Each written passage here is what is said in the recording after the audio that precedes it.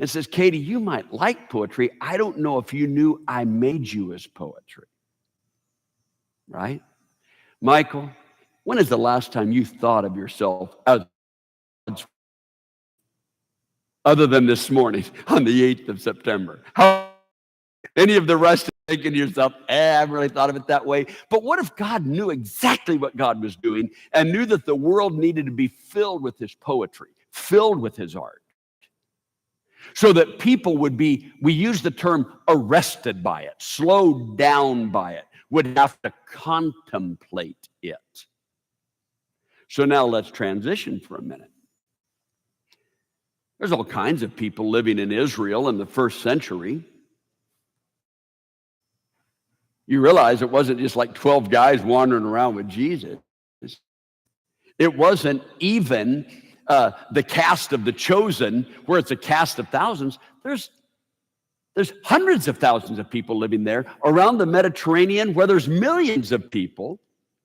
So Susan and I were in Singapore on our second trip. It must have been around 2004-ish or somewhere around in there. And while we were there were 6 young ladies from China. And they were there on a student exchange program. How many of you have ever hosted someone or been in a school where they had exchange students? Okay, all right. But because Singapore is so small and the number of educational slots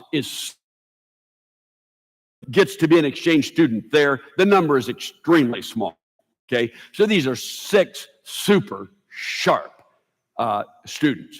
So I'm there to speak. They're in the audience. They had requested a 2-hour session where they could interview me and ask questions through a translator, which is what we did.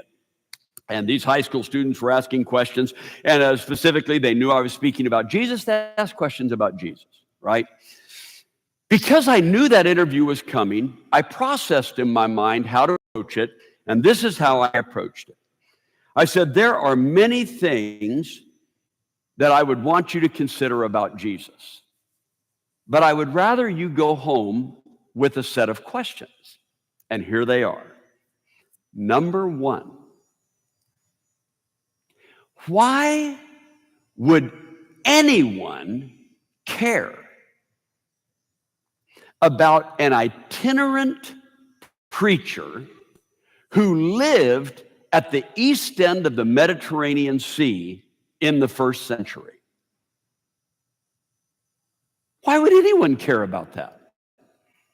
Because there were hundreds of thousands of people, and we don't know all their names.